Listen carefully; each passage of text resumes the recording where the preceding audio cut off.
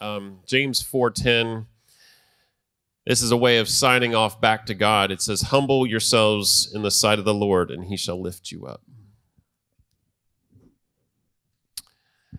And our response to salvation, to sanctification, to healing, to anything that he has provided is stay in the state of humility.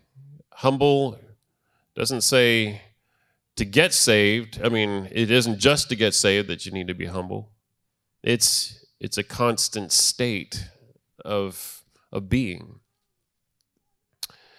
And humble yourselves in the sight of the Lord. When does the Lord not see you? Never. So that puts it together that A equals B. We should always be in humility. Now, what would you rather do? Choose to be humbled or be humiliated? Would you rather fall on the rock or the rock fall on you? Yeah. These are things that we must go through in life. It's just a part of a human's journey, because having the rock fall on you and being humiliated still comes. It's by choice or by force, but everyone's heart at some point is tried in this area of being humbled. So when you're prepared for humility, when you talk about falling on a rock or rock falling on you, it both sounds like an ouch. It both sounds like an owie. So prepare for some kind of owie. But there is a preferred method. And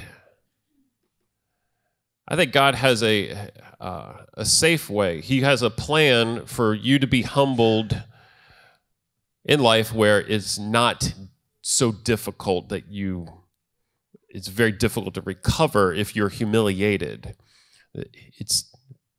If you're holding on to pride, then it becomes more difficult to recover. But if you stay in a state of humility, God has a way of helping you recover from what needs to be changed. So he gives a story in Luke 18 it's a parable about being humbled or humiliated. And it's in Luke 18, verse 9.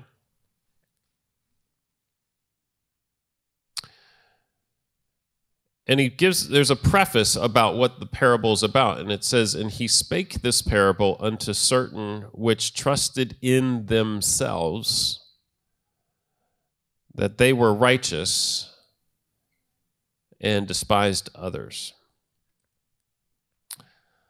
So this is like the Cliff's Notes, or the preamble is right here. It's given to us, the explanation about what this moment of humility is right here. It's addressed and to point out those that trusted in themselves. Trusting in, how can we trust in ourselves? It's the place where what has made us safe so far.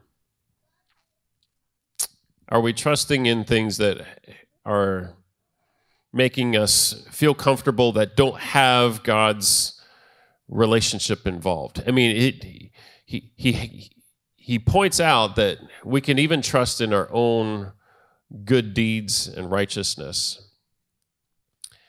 And folks, it shows how futile that is and how quickly that drives up. 2 men went up to the temple to pray. and one a Pharisee, the other one a publican. The Pharisee stood and prayed thus with himself, God, I thank thee that I am not as the other men are, extortioners, unjust, adulterers, or even as this publican.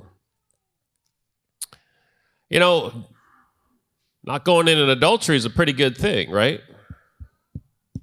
But he trusted in his own non-adulterous behavior,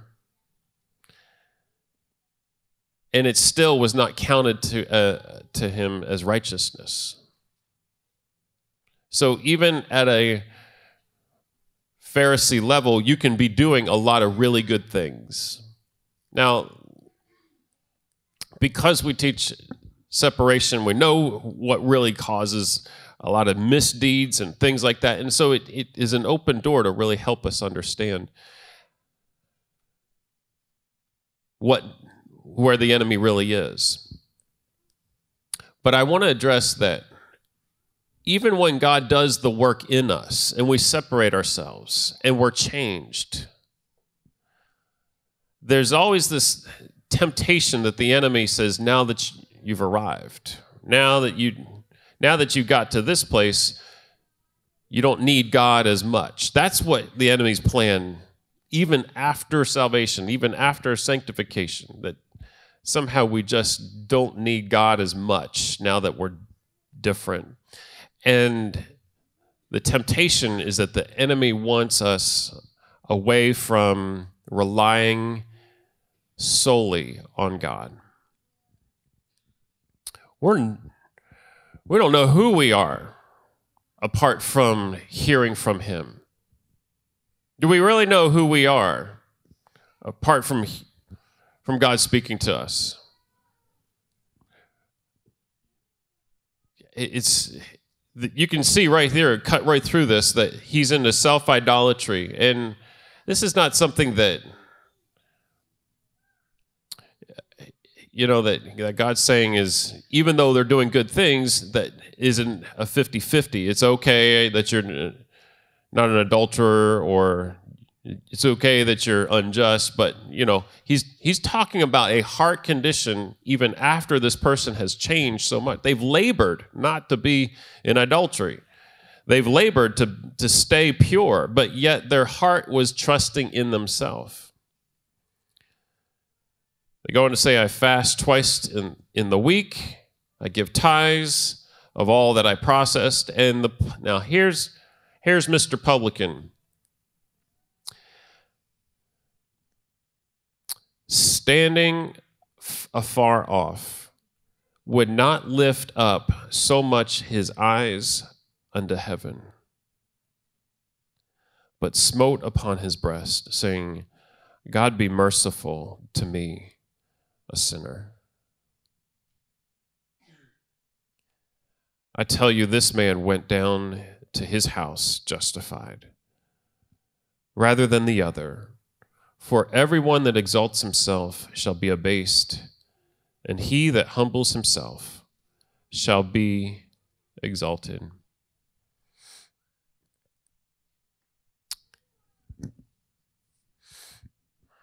We just want to take this time, on corporately Sunday service to just address that all strength that we've ever had in our lives,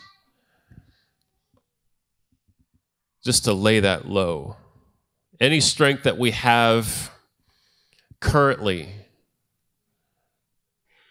whether it's family, position, all of it, talents,